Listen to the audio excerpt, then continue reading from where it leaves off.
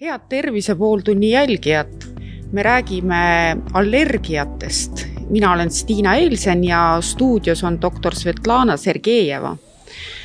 Arutame, kas allergiate vastu on ravimeid või saame me ainult sümptomeid leevendada. Jutuks tulevad mitmed põnevad allergia teemad ja alustamegi sellest, et uurime, kas allergia on endiselt väga aktuaalne teema. Tere ka minu poolt. Jah, on. Ja arvata võib, et nii ta ka jääb. Et sellise täpsemaid uuringuid Eesti kohta nüüd viimastest aastatest ei ole, aga arstidena tunnetame, et siis kui saabuvad need hooajad, kevadine aeg eriti, et siis ütleme nende patsientide visiidid on ikkagi sagedasemad. Et nad pöörduvad arsti poole selle murega, et võt nüüd jälle kevadel, märts käes jälle tunnetan, et midagi on korrast ära. Et ikkagi neid on ja kahjuks arvata võib, et mõneks aastakümneks veel jääb, kuni me saame täiesti nagu need kõik välja ravitud. On ikka aktuaalne. Mida see allergia tähendab? See on lihtne ja keeruline küsimus, et inimesed väga sageli arvavad, et allergia on selline immuunpuudulikkus, aga põhimõtteliselt ta ei ole. Ta on pigem immuunsüsteemi ülereaktiivsus, ütleme. Et meie immuunsüsteem on looduse poolt meile loodud selleks, et võidelda ja kaitsta meid infektsioonide eest ja see on tema nagu otsene ülesanne. Allergia puhul aga mitme põhjuse tagajärjel immuunsüsteem otsustab, et see pisike süütu allergeen on vaenlane ja hakkab selle vastu võitlema. Ja selle võidu tagajärjeks ongi need sümptomid, mida allergikud tavaliselt kogevad, et näiteks pisarad, sügelev nina, mõnel võivad astmasümptomid tekkida ja nii edasi. Et see on immuunsüsteemi ekslikult käsitletud, mitte vaenlane, kelleks on see allergeen. Millised allergiad Eestis on kõige levinumad? Mina tegelen nagu allergiatega rohkem, ütleme astma kontekstis, et see, kuna mina olen pulmonoloog. Ja astma kontekstis need kõige olulisemad allergeenid on ikkagi kodutolmulestad, õietolmud ja koduloomad. Ja mõeldes õietolmudest, et siin võib-olla Eesti tingimustes on kõige olulisemad kask, lepp, puju ehk ütleme need kevadised allergeenid, mis on puud ja siis ütleme keset suvi ja suvi lõpus nagu tulevad õitsema heinad ja sealt nagu tuleb see teine suur laine. Jällegi, kuna mina tegelen rohkem täiskasvanutega, et ei tohi unustada ka töökeskkonna allergeene, täiskasvanute astma patsientide seas on väga paljud ka need, kellel on just töökeskkonnast tekkinud need allergiad, et nad on olulised. Aga koduloomad? Koduloomad ka, jah, kindlasti. Kassid, koerad? Kõik, kes on soe verega. Et kõik, kes on karvalised, kõik väga sageli inimesed arvavad, et näiteks on karvata kass. Selle vastu ei tule mitte kunagi allergiat. Aga sellel kassil on ka kõõm. Ja kõõma vastu allergiat on küll ja küll olemas. Või siis teine müüt on koera tõuk, ma jään praegu vastuse võlgu, mis tõuk see täpselt on, aga müüt on see, et temal on inimese karvaga sarnane karv ja sellise koera vastu ei teki allergia. Jälle, tal on ka kõõm, et põhimõtteliselt ikkagi võimalik iga looma vastu arendada seda allergiat. Ja kui on teada kodulooma vastast allergiat, siis põhimõtteliselt teise kodulooma vastu võib see allergia väga kergesti ka areneda. Ja kui seda on teada, siis meie ikkagi üldiselt ei soovita kas või teist kodulooma endale võtta, siis nii nagu ma oma patsientidele ütlen, et teie koduloomad on kilpkonn ja madu. Et põhimõtteliselt need on need, kelle vastu siis need riskid arendada allergiad ei ole suured. nii et see termin ma olen kuulnud, et öeldakse allergiavaba kass, et see tegelikult on müüt. Ja kõik, et inimese immuunsüsteem on niivõrd paindlik ja niivõrd peense ehitusega, et on võimeline kõigeks, et mina usun, et jah. Mis on need kõige levinumad müüdid allergiate puhul? Ja jälle, see ei ole väga, ütleme, hingamisteede allergiaga seonduv, aga rohkem toiduallergiaga seonduv. Ja tänapäeval kahjuks endiselt on popp ja on seda ka olnud 10 aastat tagasi, kus erinevad laborid, küll mitte haiglalaborid õnneks, või niisugused eralaborid teevad sellised hästi ulatuslikud vereproovid, kus määratakse toidu vastaseid IgG antikehad. Ja selle põhjal siis koostatakse inimesele nii-öelda tervislik dieet ehk need positiivsed vastused loetletakse kui toiduallergeenid, aga see on vale.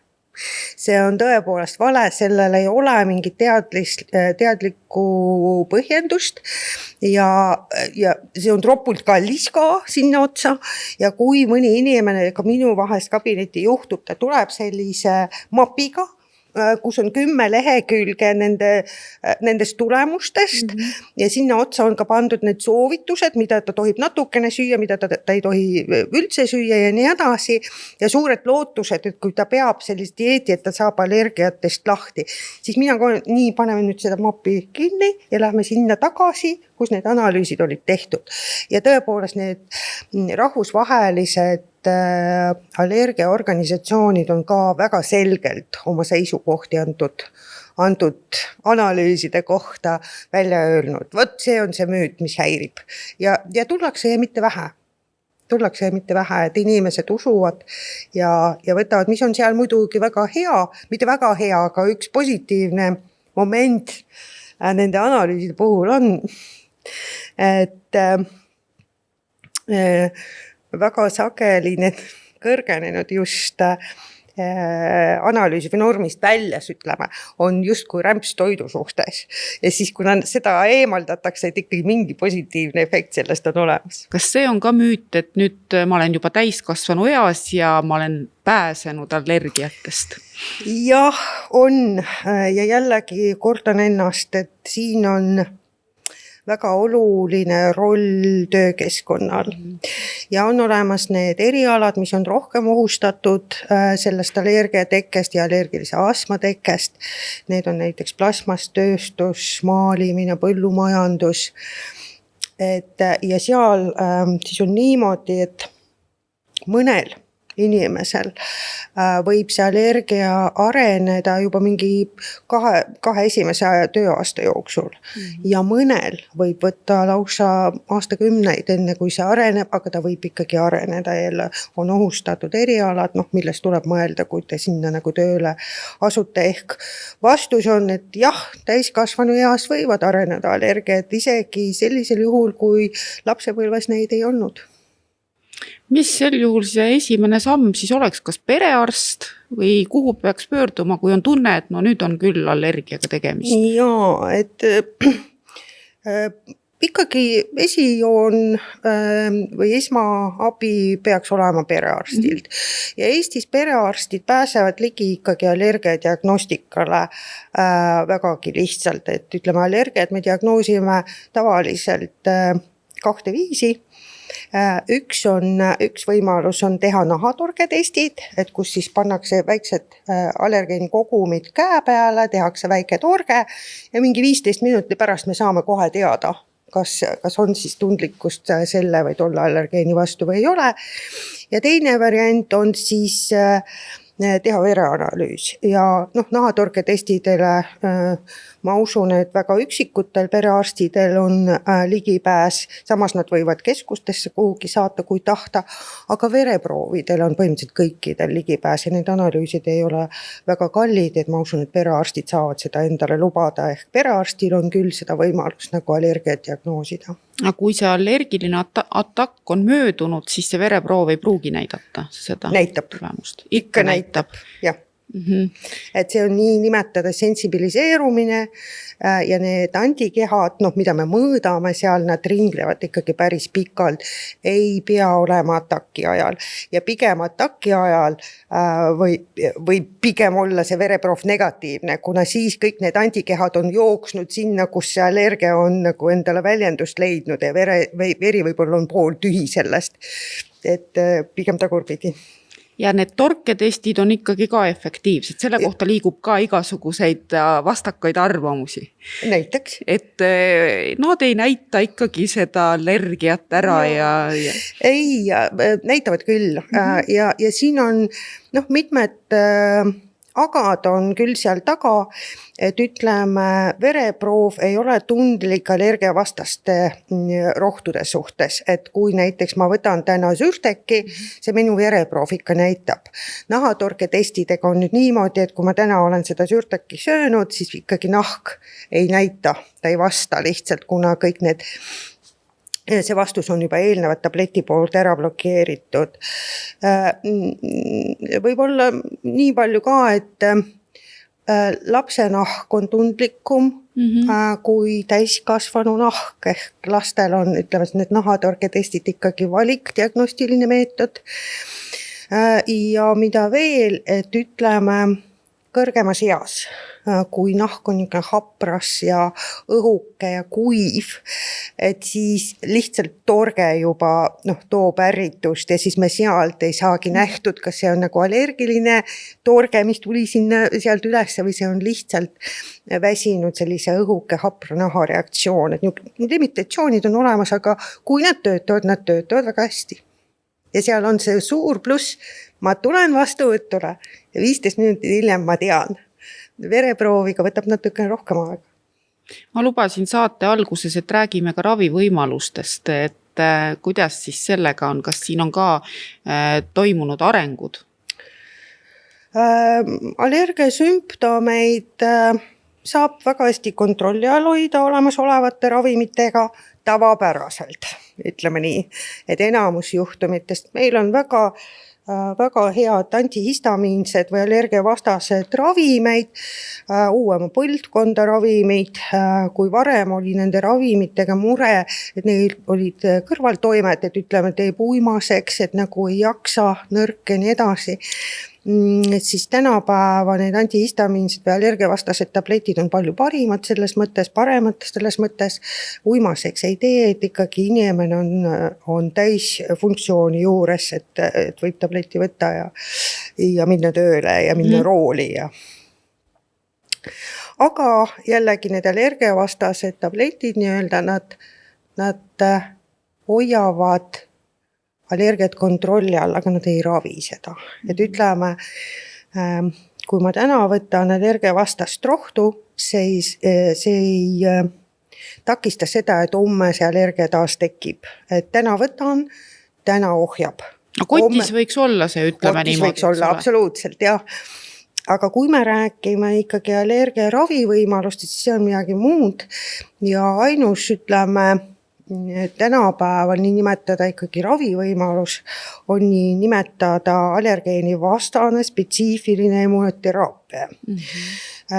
Kas see on viimase aja areng? Pigem mitte, et see on ikkagi juba eelmise sajandi keskel teatud raviviis ja seda juba siis oli kasutusel, mis on nüüd viimasel ajal arenenud, on selle immunoteraapia kvaliteet. Et siin võib-olla tasub mainida, mis see immunoteraapia on. Et nagu ma ütlesin, et allergia olemuses on nagu immuunsüsteemi ekslik ülereageerimine allergeenile, et ta võtab kui vaenlast ja hakkab võitlema. Ja lihtsades sõnades immunoteraapia on selline raviviis, kus meditsiinilistes tingimustes me süstime või saab inimene nagu suu kaudu seda sama allergeeni, mille vastu ta on allergiline. Ehk olemuse me harjutame immuunsüsteemi, et ta lõpetaks seda sõda.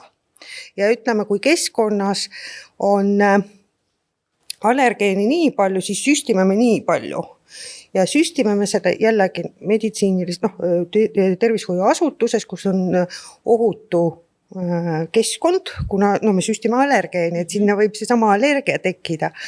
Ja seal on see printsiip, et me alustame vaikselt, et me anname esialgu hästi natukene, immuunsüsteem vaatab, seal ei ole midagi palju, las ta ole.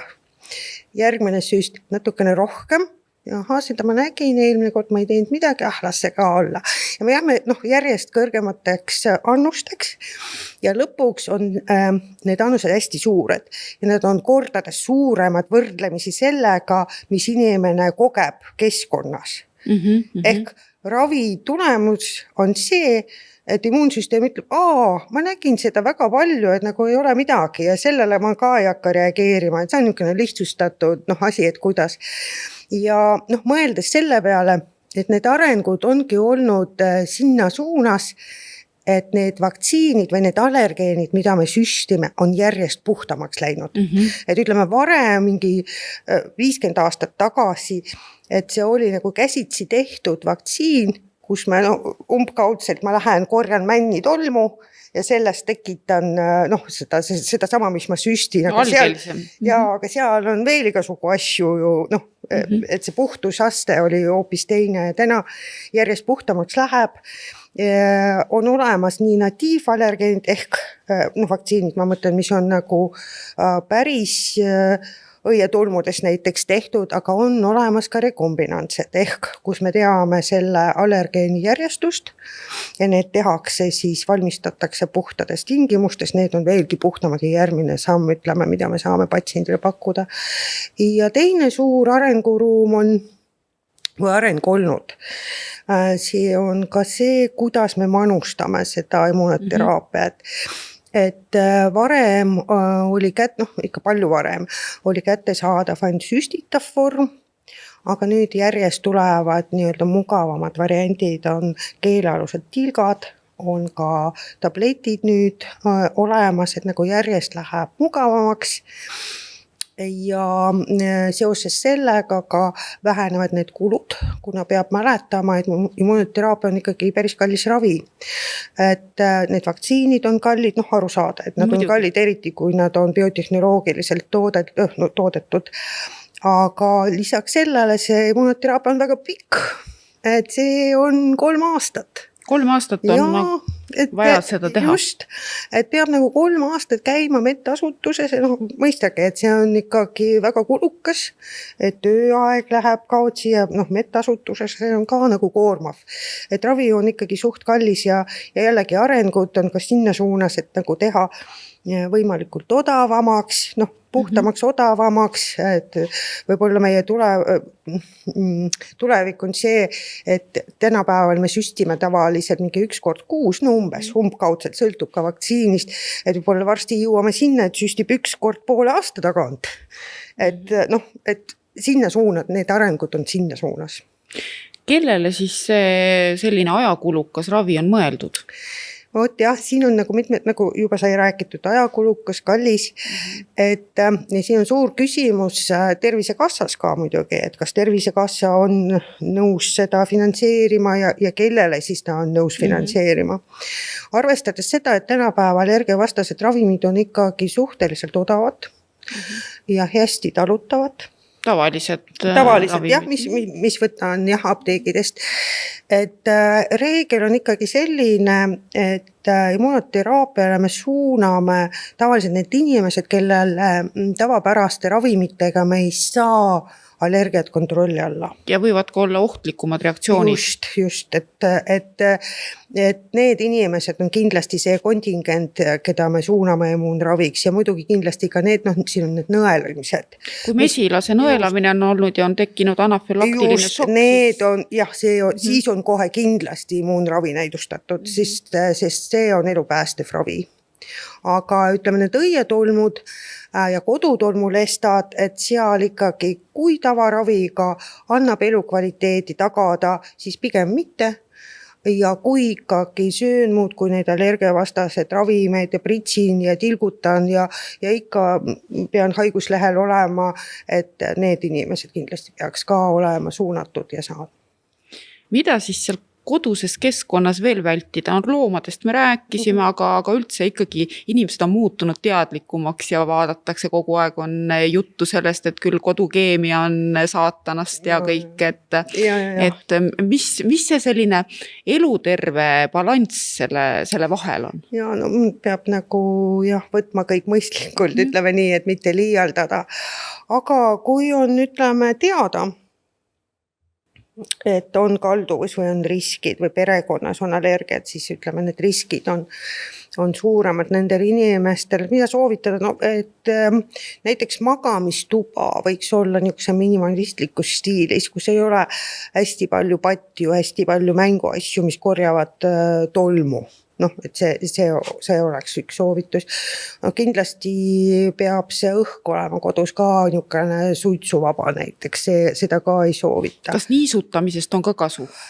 Niisutamisest on kindlasti hingamisteedele kasu, kui ütleme, on jällegi mingi astmaga tegemist või ninamurega tegemist, et ikkagi see õige niiskus peaks kodudes olema tagatud ja Eestis me sageli näeme, et just talvisel ajal on see katastroof, kus läheb nagu kütmiseks ja tõesti sellest niiskusest on vähe, seal on siis rohkem niisugust kuiva köha ja see nina on kuiv ja nagu ei hinga. Aga niiskusega ei tohi ka liialdada. Selles mõttes, et vaata, sai öeldud, et see kodutolmulesta allergia on hästi selline sage Eesti tingimustes ja lest armastab niiskust. Et mida niiskem on, seda paremini tal elu on.